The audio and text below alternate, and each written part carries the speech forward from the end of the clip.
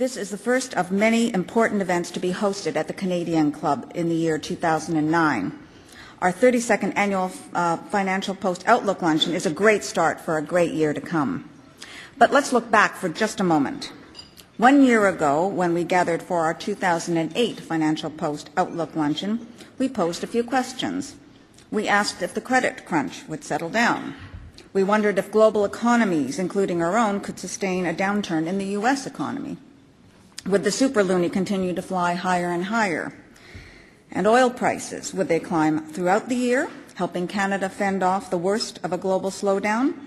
And would central banks cut rates to try to spur their economies? Well, to all except the last question, the wounded bear of 2008 roared a pretty unequivocal no. Today, with consumer confidence at its lowest ebb in many a decade, we are asking a different set of questions. Are we careening into a future without a North American automobile industry? Will we retreat to the days of a gold standard? Or will cool public and private heads be able to work together and prevail? And how far should governments wade into these troubled waters? To answer these and other questions, we have assembled a thoughtful and delightfully opinionated panel of experts. Terence Corcoran, Diane Francis, and John Iveson join us from the Post. Warren Jestin, Senior Vice President and Chief Economist of Scotiabank, is the only economist among this pack of journalists. It should be an interesting fight, and I'm not sure if it's going to be a fair one. And Sean O'Shea, Global News consumer and investigative reporter, will be our moderator today. So let's get on with it. Panelists, we are ready to hear your perspectives and your prophecies. Following your discussion, our audience members will be invited to pepper you with their own questions. So off we go.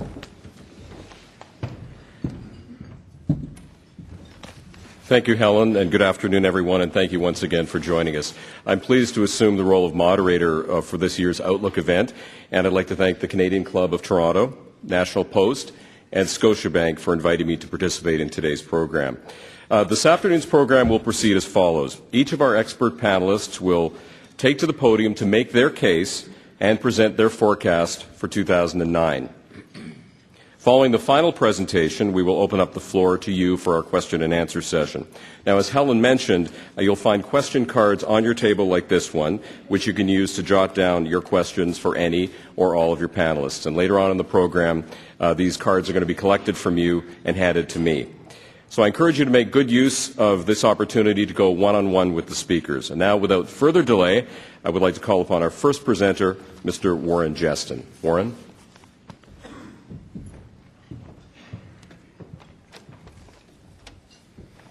Thanks, Sean. I've got 8 minutes to go over what's happening in the global economy and give you my solutions as well as my fearless forecast of where things are going in the next couple of years or so. So what I'm going to do is focus in on 4 basic issues. One, the cyclical issues that are going to dominate the economy over the next 9 to 12 months. We're going to be very focused on those.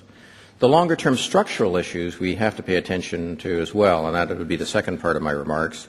Third part is why Canada is different in the global trends, or at least slightly different. And finally, what this forecast means for the average Canadian. Now, the cyclical side of things is extraordinarily different than many times in past setbacks because it has synchronicity. And what I mean by that is that this year all major industrial economies will be experiencing economic decline. Emerging markets are slowing down substantially, and in fact global growth is probably going to be around 1 to 1.5%, which is a far cry from the 5% or better that we had seen in some of the boom years. There is also a synchronicity across various asset classes, commodity markets, real estate, and equities, all reacting at the same time. And the fallout in the financial sector, which has been painful in the U.S. and some other economies, is far from over. We have focused on housing, whereas consumer lending, real estate markets are also vulnerable to setback, and will have financial fallout in those in the economies that are particularly hard pressed, such as the U.S. And the Main Street fallout for the average citizen is just starting in terms of layoffs, in terms of profit compression. You read a lot about the construction sector, the auto sector, and the like. But I think you're going to find in my overall theme of synchronicity that there's going to be a broad-based adjustment, and that will be particularly with us for the first 6 months of the year. Second 6 months, some recuperation, but by and large, the overall period of recuperation and recovery is likely to be a lengthy one.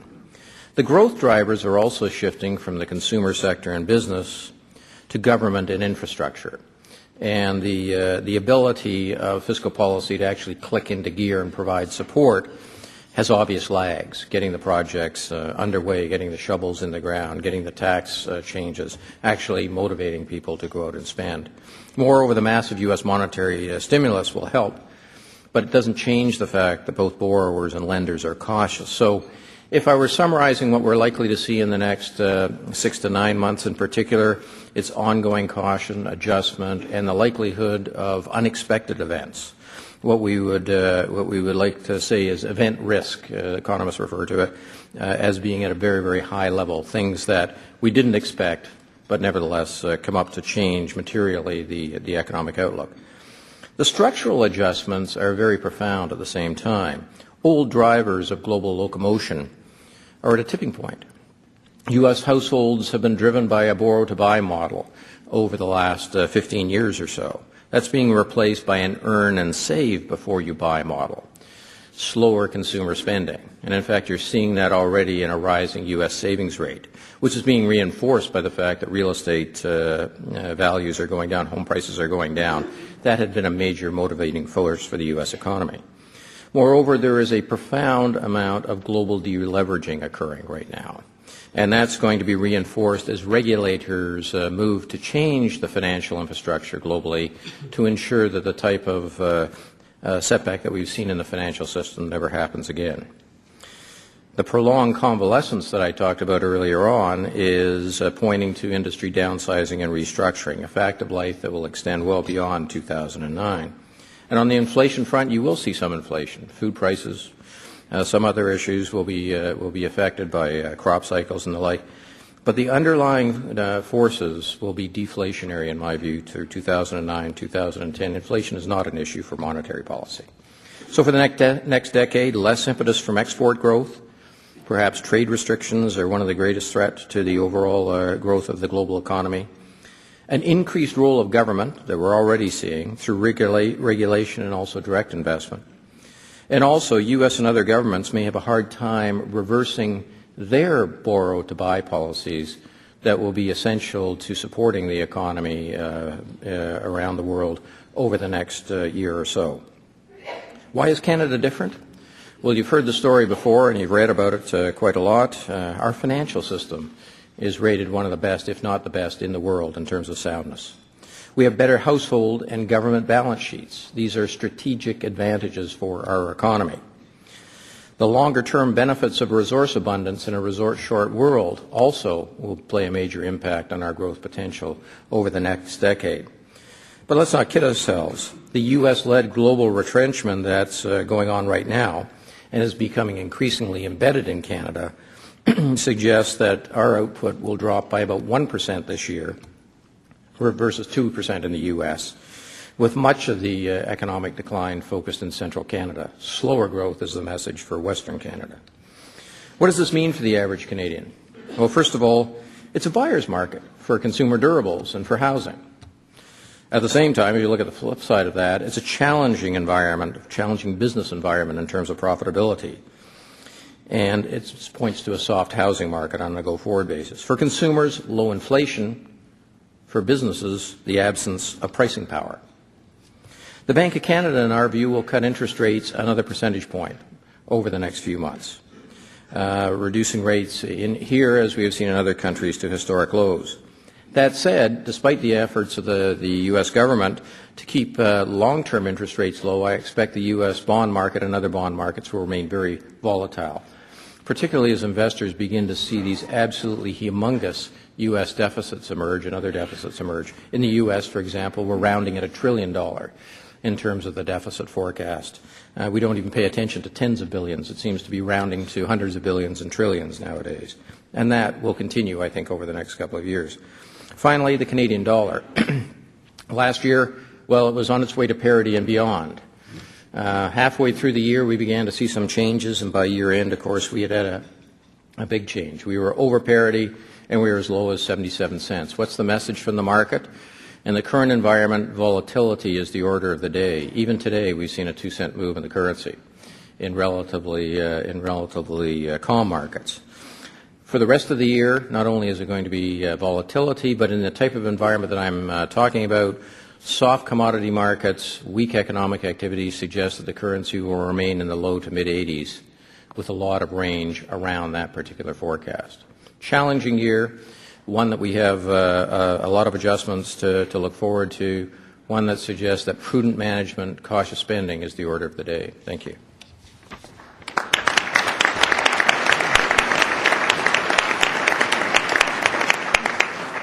Thank you very much. Thank you, Warren. I'd now like to call upon Mr. Terence Corcoran to the podium. Terence. Thank you very much, Sean, and Happy New Year to everybody. And I want to start off by referring back to this event last year and to my uncannily accurate outlook for 2008. 2008 was the year of the rat in the Chinese zodiac, and the year of the rat occurs every 12 years. And looking back over the decades, I had found that in the previous 5 years of the rat produced recession and economic turmoil, and so I predicted that 2008 seemed set to deliver a multiple whammy of similar turmoil, a rerun of the previous 5 years of the rat, which included recessions, an oil crisis, possibly currency crises. So 2008 looked ominous and dangerous, and so it was, except it was worse. This year, 2009 in the Chinese zodiac, is the year of the ox. No, I don't really believe in zodiacs, but it worked for me last year, so. When we think of an ox, we think of a big, dumb animal pulling a plow around, or a water buffalo sort of mired in mud. But if you look at an image of an ox from a certain way, the position of the horns, the hulking body shape, it looks bullish. And just to make the point, I've asked our staff to produce one of those images on the screen. Now that's from an actual Zodiac website. Now that looks like a bull to me. But will 2009 actually be the year of the bull? And I did another statistical correlation, and my research shows that 5 of the last 7 years of the ox produced a bull market in stocks. Going back to 1926, the Dow Jones Industrial Average rose between 15 and 30% in each of those 5 years. So at least we have that good omen to look forward to in 2009. And we are certainly very likely to be sitting at the bottom of a trough in the market, and a recovery set to take place over the next 12 months. It's sort of a logical thing to assume, although there are many reasons to doubt that will happen, and I want to mention briefly here 3 key obstacles to economic recovery and to a new bull market. The first obstacle is government policy. The second obstacle is government policy. And the third obstacle is government policy. Government policy obstacle number 1 is the avalanche of stimulus programs and policies all over the globe. The objective of these policies is to inject some confidence into the investment and lending markets and to stimulate a new bull market. Now, as those of you who have worked on farms know, stimulating a bull is a tricky business. I won't get into the delicate details of the stimulation process here, but I can say that in the financial markets, there are many obstacles to be overcome. And one of the biggest is investor resistance to the stimulus movements that are taking place all over the world. There's a lot of suspicion and skepticism out there. For example, there's the Bernie Madoff case. He ran a Ponzi scheme that bilked thousands of sophisticated investors out of $50 billion. Investors, therefore, are now more alert than ever to Ponzi schemes. And a Ponzi scheme, as you know, is when you take money from one group of people, tell them you're investing it in solid, good things, but instead you pay the money out to other people to cover for bad investments. Now, when the Bank of Canada and the Federal Reserve and other central banks buy up trillions of dollars in assets from banks, they are also using other people's money and transferring it to banks to cover their bad loans and investments. So investors, and indeed all players in the economy, are rightly suspicious when they see trillion-dollar bailouts and stimulus programs, big government deficits, and zero interest rates. They are also rightly suspicious when politicians start telling investors and businesses and business people what they should be doing with their money. When the finance minister tells the banks they should start lending more money and stop hoarding their cash, we all know that spells trouble. Would you buy shares in a bank that's operating under a government edict to lend, possibly to specific groups of people? When governments invest 20, 30, maybe in the end of it all, $100 billion in the auto industry, investors know this is a giant distortion in the market. Would you buy shares in an auto company controlled by governments under government direction as to which green policies to follow, what kind of cars to build, who to lend to? What makes matters worse is the haphazard nature of these interventions. We have stop-and-go programs, programs whose details are not known, investment and bailouts that are essentially secret transactions in some cases. Now, until governments settle down and stop their massive and seemingly hysterical attempts to stimulate the economy, the markets will remain dangerous and uncertain. Investors are capitalists in our market economy, and the capitalists at the moment are on strike. Now, it would be nice to think that these last few weeks that we just went through of 2008 and this first week of 2009 have provided a bit of a cooling off period and a turning point in policy making that will make things seem a little more sensible going forward. But the opposite may be true. 2 weeks from tomorrow, Barack Obama is to be sworn in as President of the United States. He has big plans for more stimulus, more government programs and regulations of all kinds of industries, from energy to cars. A New Deal for America and the world, it's going to be called. 3 weeks from tomorrow, Stephen Harper's government delivers a deficit budget for Canada. A New Deal for Canada. The objectives of both men is to stimulate the economy. Now let's hope they know what they're doing and they deliver 2009 into the year of the bull. Thank you very much, and I look forward to your questions.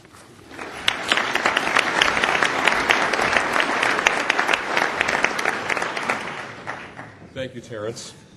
Before I call upon our next panelists, I just want to take a moment to remind everybody about the cards that are on your table for the Q&A session that will follow our final speaker. Just please make sure to raise the card up if you filled it out, and somebody will come around to collect it straight away. Now I'm pleased to call upon our next panelist, Mr. John Ivison. Thank you, Sean. Happy New Year. When I was asked to take part in the Outlook lunch, it didn't seem such a big deal to toss off a few predictions about the coming year in politics. And that was before Ottawa went through the looking glass last December. Who would have predicted that pub arguments would erupt, not over whether the Maple Leafs were the worst Leaf team ever, but over whether the Governor-General was going to prorogue Parliament. In a panic, I sought some advice from an old friend who works as a stargazer for a satirical website in the UK. Psychic Bob came in useful. His suggestions for the coming year look remarkably apropos. January, don't let yourself get depressed over a few minor setbacks. Things are going to get much worse. February, you don't want to know, seriously. You get the drift. Anyway, we don't tend to go in for that kind of satire in the parliamentary press gallery, despite the fact that there is no lack of humorous material when Parliament is sitting. But my own feeling is that sanity is going to return to the Hill when the Parliament, our political masters, come back to work later this month. The reason I say that is that, from Michael Ignatius' point of view, I don't see any particular political advantage for him in bringing down the government as part of an unholy alliance with Gilles Duceppe and Jack Layton. Now, no qualifications are required to be an MP, but most of them can read. And the opinion polls suggest that when it comes to good ideas, most Canadians see the coalition on a par with the Spruce Goose and the Ugandan space programme. There is a constituency in the Liberal Party that does want to bring down the government regardless of public opinion, but I don't think Mr Ignatieff is part of that. He's more positioning himself as a man of the political centre, the heir to Chrétien and Martin. He thinks the economic crisis will eventually work to the advantage of a party that actually embraces the idea that governments can be part of the solution. And secondly, I think that he knows that he could still walk through most Tim Hortons in the country without a ripple. He can't risk really going to the polls, I think, until Canadians get to know him better, and that's going to take some time. So if time is on his side, as he believes, why bring down the government now? He would probably end up wearing the blame for most of the economic crisis, which is only now gradually unfolding throughout the rest of the economy. I think all the indications suggest that Mr Ignatieff has made this calculation and has already decided to support the government on the budget vote on the 27th. The name Alfie Moreau will not mean much to many people in this room, but Alfie was the Liberal tour director. He was the guy who made the planes and the buses run on time during an election, going back as far as most reporters on the Hill can remember. Now, he was fired from the opposition leader's office recently as Mr Ignatieff cleared out Stéphane Dion's staff and brought in his own people. And it's a kind of canary in the coal mine for me. I think if Mr Ignatieff had been planning to go to the people, then Alfie would still be in a job. So if we can have some confidence that Ignatieff does not intend to overthrow the government, what prospect that our three-dimensional chess-playing Prime Minister won't engineer his own demise? The theory in some quarters is that Mr Harper would prefer Mr Ignatieff to govern through the worst of the recession and then conveniently allowing the Conservatives to come back into government with a majority at some indeterminate point in the future. I think there is no doubt that Stephen Harper has earned a reputation for being too clever by three-quarters. But I do think that that's a conspiracy theory too far. Talking to people in the Conservative camp, the word is that the Prime Minister is reaching out to his opponents on the budget. He's sent ministers Flaherty, Baird, Clement, Finlay, all over the country seeking input from provinces. And my guess is that we're going to see a Prime Minister who is more focused on the well-being of Canadians than on the ill health and penury of his political opponents. This is not to suggest that the normal rules of politics have been suspended. The Conservative campaign director told me last week that they are ready to rumble. The war room is up and running, the candidates are in hand, money is in place, campaign storyboards have been written, so they are ready. But I think the Prime Minister was shaken by the visceral reaction that his economic statement in November received. In particular, the attempt to beggar the opposition on the public subsidy issue. I suspect, just as an aside, I suspect this is an act of grand political folly that may come back to haunt him and may deal his hopes of a majority a fatal blow. For many people, I think it confirmed the suspicion that Harper has a hidden agenda, which I think they've done a pretty good job of dispelling up until that point. We've already seen some signs of a new mood of cooperation in Ottawa with the appointment of Thomas Cromwell, the recently appointed Supreme Court judge. There was a vetting process that the Conservatives introduced for Supreme Court judges, which was circumvented after Mr Harper phoned Mr Ignatieff and both agreed it was a suitable appointment. And I suspect that that spirit will also translate into the committee rooms, which have really been like sandpits, the amount of squabbling going on between MPs, who I think are belatedly arriving at the conclusion that Canadians are not impressed by their endless subordination of long-term important issues to the scoring of political points. Now, while Mr Harper may be willing to play nice with his opponents, I think détente will have its limits. For example, I don't think the Conservative budget is likely to satisfy Jack Layton, or the demands of Jack Layton, which could be summarised as, we must do something, this is something, therefore we must do it.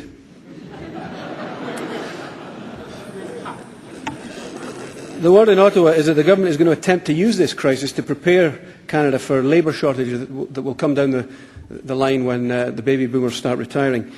The speculation is that much of the new spending will be geared towards investment in skills retraining through an enriched employment insurance programme. Under this plan, newly unemployed workers will be paid to go back to community college or university to tune up their skills and learn an entirely new craft. which should mop up some short-term oversupply in the labour market and hopefully leave us with a more productive and better trained workforce in the longer term. The beauty for the Conservatives of this scheme is that it puts money in the hands of people who will spend it. I think in the US we saw last year that the tax cut was really stuffed under the mattresses by many people. It also saves the Conservatives the inconvenience of having to pick winners and losers among the long line of industries that are going to be looking for a handout. The real asset test, to me, of this new era of cooperation will come not, I suspect, at the time of the budget vote, but it will be what comes next. The Conservatives campaigned hard during the October election on a justice package that included tougher penalties for young offenders that would see life sentences handed down to 14-year-olds. The Liberals at the time said they would go to an election before they passed such legislation. On the other hand, the Conservatives said that they intend making those justice bills votes of confidence, which would mean we all go back to the polls if those positions remain entrenched. Something that would obviously leave the political system paralysed at a time when counter-cyclical fiscal policy may be the only thing that stands between many people in the soup kitchens. Conversely, if the government makes clear that only money bills will be treated as confidence votes going forward, I think it will go a long way to restoring some of the trust in Parliament, which has evaporated at the moment. Speaking to somebody in the Prime Minister's office last week, I got the impression that there has been a real shift in the government's position. He said, we've said, the government has said, the economy is our top priority and other items are secondary, so a softening would be a fair interpretation. Anyway, in conclusion, I would caution against anybody in the audience taking these predictions to the bank. I'm no psychic Bob. It's well recognised in Ottawa that if it's news to Ottawa, it's quite often news to me too. But my sense is that the outlook for the economy is so gloomy that there's a strangely rosy tinge to life in Ottawa at the moment. And it shocks me to say this, but 2009 might actually bring out the best in our politicians. Thank you.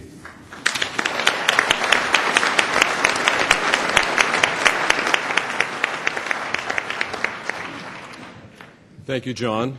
I'd now like to call upon our final panelist, Diane Francis. Diane. Predictions and forecasting always reminds me of one of the zaniest and favorite news stories that I wrote in the 80s. Peter Pocklington, who's now in the middle of another scandal, was in the middle of a financial scandal back then, and I was given a lawsuit by his former employee, who was a psychic who he employed, for unpaid bills. And I thought, well, no wonder he didn't pay her. She couldn't have been very good. She should have known he wouldn't pay her. Anyway. My forecasts from last year are best forgotten. On the economic side, I should have consulted Chinese astrology like Terence did. I did, however, foresee, I guess, luckily, the election of Obama over all of the others in the field. He was a long shot, but he was a standout, and the time was right. So what's happened? I would say about the only person in the economy that called it right that I've come across is Prem Watsa of Fairfax, and I've interviewed him several times. He nailed it. He made $2 billion for his company, and he defied the odds by doing that. And that's about the only one that I can see on the horizon in the financial world who saw it coming. Everybody else failed to, and now we have really the equivalent, I think, of a depression. It's not like the big depression because the difference is we have social safety nets to cushion the blow. We're not going to have food lines and so on. And there's a degree of international cooperation that is unprecedented in history in terms of economic and fiscal and other kinds of cooperation. So that, I think, is going to backstop our global economy to the point where we will pull through this between 2 and 5 years. That seems to be the consensus. But like the last Great Depression, we are going to be in for some sweeping reforms, and the need for them is pretty obvious because the seeds of this crisis were sown in the lack of regulation in the global economy, and I'll explain. And also, lest we forget, free enterprise has never really been unfettered since the 30s. If you look at our stock markets in mature economies, we have everything from timely and full disclosure rules, insider trading, trading halts, restrictions on short trading, margin buying, insider trading and tipping laws. We have market makers to smooth out the vicissitudes of stock trading, and a host of other brakes and accelerators in mature stock markets that were not there and in the so-called global shadow economy. What's happened since '89 is a combination of technology, free trade, foreign direct investment has led to the complete enmeshment into the globalization of capital markets. At the same time, there was no concurrent globalization of oversight, and the vacuum resulted in the crisis we now have. Into this vacuum and international space leaped crooks who had a field day, whether it was Madoff, selling instruments and not being checked up on, using Wall Street firms that didn't check up on him, using regulators who didn't do their jobs properly, and legitimate firms, banks, shadows, so-called shadow banks like hedge funds and others who were easily able to circumvent the national rules and regulations that governed their capital and asset and behavior back home. And so lots of off-balance sheet shenanigans took place. This is a small c criminal issue here, and there's going to be lots of litigation, lots of jailings, I believe, going forward, and lots of creation of new international global oversight institutions. If you look at the U.S. subprime, that involves 25% of the American housing stock, there were people able to get mortgage brokers licensed in a matter of hours who were able to get friends who couldn't afford houses into houses, people who were duped into houses. All of these mortgages were passed along at a discount higher and higher up the food chain until Wall Street packaged them, had them rated with good credits, re-rated them fraudulently, and exported it to the rest of the world. And that weakened the financial sector worldwide. Again, no oversight, no transparency, no disclosure, no countervail. The worst player of all, however, in my opinion, was AIG, which was the world's largest insurance company, aided and abetted by the Wall Street 5 or 6 that are now gone. Operated in 60 countries, sold fire insurance, homeowners, life insurance, and the insurance industry is one of the most regulated anywhere in the world. You have to have a certain amount of capital, and the assets, what you can invest in are closely guarded. How you sell your insurance is carefully guarded. They created the credit default swap and took it to a new height, and they laid it off with the other Wall Street firms, and others copied. Basically, they were writing a form of financial hurricane insurance without any money to back the claims. And when the claims came in, we hit the wall. And AIG alone is responsible, the estimates, for $42 trillion worth of credit default swaps. And their biggest securitization partner was Lehman's. And that's why Lehman's was in the worst shape. So that's what happened, and that's going to result in a lot of changes in the global economy, the so-called international space that was unregulated. Canada, as John said, is relatively in good shape, and Warren, but as of January 20th, we will see the dawn of Obama-nomics. He's looking at 1,000 days, not 100 days, of huge rollout of new interesting policies, dramatic policies to try and turn around that huge ship that represents 23% of the world's GDP and was responsible for most of the problems, actually. Whatever he does or doesn't do will affect Canada in a very great way. He will cut taxes, which should force us to cut taxes, deficits be damned. He will bail out Detroit and continue to throw money at that problem. We are participants already. We will have to continue to be. He will look at energy in a very new way, and I'm happy to see Premier Stelmach be proactive and talk about how the Americans should look to our oil sands for energy security of supply and a reasonable way to move forward, and that's very important. At the same time, energy will converge with environmental restraints, and that will also involve Canada, not only our laws, but our practices and our policies. In healthcare, they're going to make huge changes. We had an interesting piece about how healthcare, universal healthcare for Americans, is going to create more of a brain drain in Canada and other countries of our doctors and nurses. I think that may be overstated. But one thing that's very important, and I think they will understand, is that healthcare is actually an economic policy, meaning that if the United States doesn't do catastrophic health insurance for every American, and I'm not talking about the ones that are without, but anyone, They will not be able to get people to spend again. One of the biggest expenditures and the biggest fears that every American has is the lack of health care or sufficient amount of money. And last year, 1 million Americans went bankrupt because they couldn't pay their medical bills. It's not approaching the subprime foreclosure issue, but it is a very big problem. And people are holding on to their money lest someone gets ill. And that's not to be forgotten. So it's also going to become, I think, on the economic as well as the social policy side, and something they're going to move on. The good news is that the global cooperation is going to fix it, and in the time I have left, I'm going to fire out a few fearless forecasts. Tax cuts, we will have tax cuts in the United States. Housing will remain soft for the rest of the year. Commodities flat, oil holding, I hope. Gold will go up as inflation goes up, if inflation goes up, and I take Warren's comments very, very carefully, and if the U.S. dollar goes down.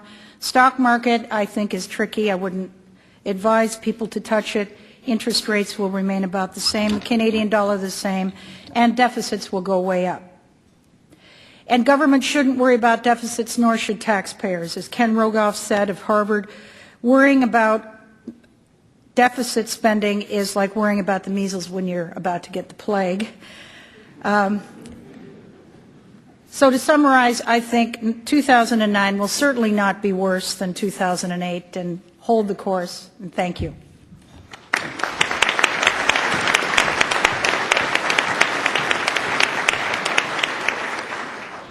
Thank you, Diane. Okay, so we're going to open up to some questions that I've been given here now, and I'm just going to ask our panelists to be as brief as possible so we can get a few more of your questions in. The first question is, I'm going to direct it over to Terence. How much of a role did the media have in precipitating weakened consumer confidence, and what role should the media have in its recovery? Because I hear this one a lot. Well, maybe you can answer it. Well, I mean, obviously the media has picked up on an overwhelming sense of doom and gloom that's out there, and it's been feeding it and accelerating it and magnifying it. And if you're an average person who's looking at this stuff, and I bump into people everywhere who are always asking me what's happening to the economy, where's it going, and they're all in a sense of anticipation. The degree to which the media plays a role is something for, I see some of our famous pollsters out here, could be maybe that's something they could work on, but it's a factor, but how big it is, I have no idea. Okay. Let's ask Warren the following question. Are the Canadian banks lending to consumers and businesses at the same rate as a year ago? And if not, when will they begin to start doing so again? Actually, business lending has been growing very rapidly, and part of the problem on the business side, of course, is that types of financing that were available a year ago or more when exotic products were on the market, some of the products that got the U.S. into a lot of difficulties are no longer available. So at least from the bank's perspective, lending has been going up. But let's take a look at what's happening out in the economy. I mean, there's not a whole lot of businesses in the current environment that want to expand substantially their capacity. So they're going to be much more cautious in borrowing. And there are borrowers that simply would not qualify now because of the economic circumstances they find themselves in. But if you look at the trends, at least through November, they have been pretty solid. Similarly, in the housing market, if you look at consumers, I mean, the housing market actually doing extraordinarily well in Canada up until the fall. But as the U.S. economic malaise began to affect confidence and economic activity here, things have changed. Prices are no longer going up. They're stable to down in a lot of the markets. And in that type of environment, consumers, too, will be much more cautious about borrowing. So there's two sides to this particular one. But to date, banks are open for business. Certainly Scotiabank is. If you're interested in doing a deal, please come in and see us. So my chance of getting a car loan is not so bad. Okay. All right, here's an easy one for John. John, clearly Stephen Harper is history. That's it? That's not the question. No. Will he resign before he is defeated by new Liberal leader Michael Ignatieff? Well, certain of my colleagues suggested as much last week that he should know when to go My experience is politicians never know when to go and generally outstay their welcome. I think at the moment there are no real challengers. I remember the Tuesday after the coalition was formed, I was talking to a guy who had been contacted by 3 potential candidates. Not by the candidates themselves, but by people around them who were just thinking, well, is it time now to gear up? And those 3 were Jim Prentice, Peter MacKay and Bernard Lord. Now, I'm not saying that there are formal campaigns going, but on that Tuesday, Mr. Harper looked pretty vulnerable. He looks a whole lot less vulnerable today, I would suggest. I think he'll stay the course. He has no wish, I don't think, to be there for a dynasty. I don't think he wants to be there for 1,000 years, but I don't think he's going to go anywhere anytime soon. If I can just add something to that, I don't know where this idea comes from. I noticed Lawrence Martin in the Globe wrote a long piece, or it was a long column, the other day speculating as to when Harper would go and how he would engineer his own exit. I don't know where this comes from. I think Harper is in a very strong position. He's got the budget to work through. I don't think the Liberals are in any position to call an election. Harper is in a position where he can sort of control the agenda for the next 6 months for sure, and I don't know where these types of questions come from. Looking at the political landscape, it's a nice Liberal fantasy that Harper's going to go away and open the door for Ignatia, but I don't think that's going to happen, and I think there's going to be an election at some point between these 2 men. A lot of our panelists were talking about stimulus and government spending.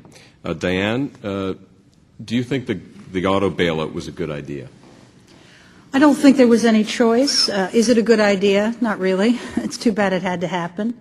How much is going to be needed, I don't know. They have to make cars people want to buy. They actually did a good job of that. Those SUVs and gas guzzlers were very popular, and the companies were profitable. Those divisions were profitable, and they were profitable abroad as well. The unions, the bondholders, the shareholders have already, the management has to change, but all those people, all those stakeholders have to take a major haircut. And apparently one of the big impediments in the U.S. is that bankruptcy will not allow necessarily full-blown bankruptcy. There will be many impediments to forcing unions to reduce their wages or the bondholders to take a hit. And it would appear, according to a lot of the consensus that I've been reading, that about the only way they can actually impose these things is through an out-and-out nationalization. And that will be met with a huge amount of resistance because auto workers in Detroit are paid almost double the average industrial wage in the United States. So it's going to be tricky, but they have to do it. It's 4 million jobs. I want to ask Warren to jump in on that from the economics point of view. Does it make sense? Well, you got to do it in the confines of the reality of the next few years. I mean, there's more Americans there's more cars on the road than Americans of legal age to drive in terms of at least registered vehicles. There's only so many cars you can put in a driveway. The industry is crying out for very, very fundamental change. Moreover, over the next 6 months or so, the line for special assistance is going to get exceptionally long. So as we judge how much goes to the auto sector versus other sectors, we have to realize that there's only a certain amount of money that the government has to give out for restructuring. And that restructuring going to the auto sector is exceptionally expensive. I would suggest a lot of caution in terms of what is done in that sector. Can I add something, Sean, on the auto? One of the risks that I don't think has been recognized yet, and that seems to me is looming, and that is the possibility of some kind of a trade war battle over automobiles. If you've got the American government and the Canadian governments putting money into North American auto companies, telling these auto companies what kind of cars to make, which is what is going to happen in the United States, then to do that, they're going to have to make sure that the imports don't take up too much of a share of the market. Because there's a story in the Wall Street Journal this morning about Toyota and BMW getting ready to take advantage of the fact that the U.S. auto industry is in turmoil, and they're going to try and move more cars here. The potential for the sort of trade issues coming to the fore in the auto sector seems to me quite real, and if it does happen, it's a dangerous development that would hamper economic growth even more if we had threats of a trade war especially over autos. I want an honest one-word answer from everybody to a question here. Would you buy a GM, Ford, or Chrysler car? Yeah, I'd buy some GM cars. Cadillac's supposed to be a good car. The Chevys, our auto guy, I've forgotten his name now. Big Mouth, whatever it is. He says the Chevy Malibu is up to any imported car. The Cadillac is up to any imported car. So I would take his word and buy a GM car, probably a Ford car. I don't know about Chrysler. Sorry, that wasn't one word. No, and I'm not even getting that from The Economist. I expect him to take 20 words where one would do. Yeah, you buy on quality, not on nameplate. The car is a good car, you buy it. I think the issue, though, is that people are concerned about, is there going to be a warranty? Is the car going to be around for a while? I think that's probably the underlying part. Okay, Diane, you were talking about Obamonomics. I think that's the term you used. So the question is for you, considering the impact of Obama's spending plan, that it will dwarf whatever stimulus plan is put in place in Canada, what advice would you have for our finance minister?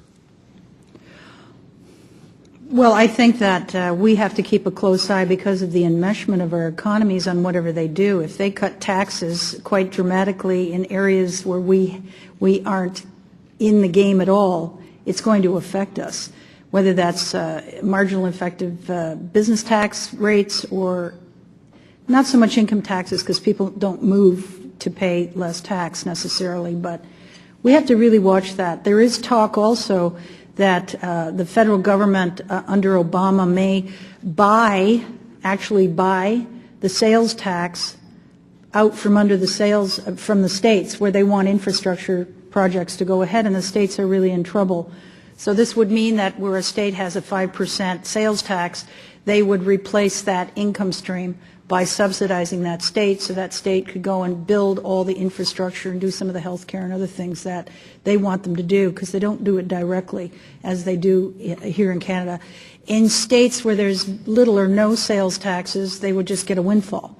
So it's kind of an interesting form of trickle-down effect that they may do. If they drop their sales taxes, we have a very big open border with a lot of ways for people to smuggle things. So, we have to watch what they do like a hawk and wherever possible try and blend in so we're not disadvantaged. Or alternatively, become advantaged because they've done something foolish. One of the areas we probably don't want to follow the U.S., a good example would be last year when the President and Congress decided to send every American a check. So that check arrives in May, June, and July, and spending gets a temporary hit May, June, July. There's no more checks in August, September, October, and the economy goes into relapse. We've got to do things in this country that have fundamental positive impact over a longer period of time, no quick fixes. And I think Terence was the one that mentioned about employment insurance and the like, skills training. Those type of John did. Those type of things have the potential to add materially to our long-run competitive advantage. We've got to avoid the quick fixes for sure. Greg Mankiw, the economist at, I think he's at MIT, had a piece the other day in which she had, if the government spends $1, the return to the economy is $1. If the government gives a tax cut to business, the return on $1 is $3. So there's a big difference there. Whether governments will actually do that is another matter, and they don't always follow compelling logic like that, but that would be his suggestion. If I can just add something, Terence, that the study here that I've seen that's very authoritative is if we broaden and deepen employment insurance in Canada to take some of the brunt of that. As a shock absorber, for every dollar of that, it's a $1.6 return to the economy. So it is a good bang for the buck. And I don't know if a lot of people in this room realize that people who work full-time, part-time in Canada are taxed for employment insurance benefits but cannot claim it. That's just one simple and very fair, it seems to me, way to cushion the blow on a lot of people, and those people spend money. I don't think we're going to see a lot of business tax cuts, though, in this budget. It came down another half point last week. We're going down from 19% currently to, I think, 15% in 2012. So those tax cuts are already planned. They may be accelerated, I guess, but I don't foresee huge personal or business tax cuts in this. We just have another minute or so left, and I'll let anybody weigh in briefly. We have about 1 minute exactly. Will we ever have an economic union with the United States and Canada, and would that be good for Canada right now? I think we should take them over. Reverse takeover bid with using our oil assets. Well, as long as we don't get their debt, we'd be okay. Okay, well, that concludes our question and answer session. How do you top that? Before I hand the podium back over to Helen and adjourn the meeting, I'd like to invite you to take advantage of the complimentary National Post subscription that is provided exclusively for all of you today. That will entitle you to a 30-day subscription, a complimentary one if you're not already an avid National Post subscriber. I want to thank all of our panelists for their outlooks today. Thank you for joining us. Appreciate the invitation. And now I'd like to turn it back over to Helen Burston and the Canadian Club of Toronto. I want to thank Gordon Fisher of the National Post for putting on a great event. Back over to you, Helen. Thank you. Thank you, and thank you to our panelists, thank you to our moderator, Sean O'Shea, and thank you all for joining us today. I'd also like to reiterate our special appreciation to Scotiabank, sponsor of this 2009 Annual Financial Outlook. With everything that's happening and will happen in the year to come, from Wall Street to Bay Street to Parliament Hill, we do indeed live in turbulent and uncertain times. Keynesian economics seem to be back in fashion, out of necessity, if nothing else. I'm reminded of Keynes' reference to the broken-down automobile when he spoke about economic collapse. Just because we have alternator trouble, he said, we shouldn't assume that we will soon be back in a rumbling wagon and that motoring is over. Sounds like the trick is to find a really good mechanic. This session will be broadcast on Rogers TV, but for those here today, thank you for joining us, and this meeting is now adjourned.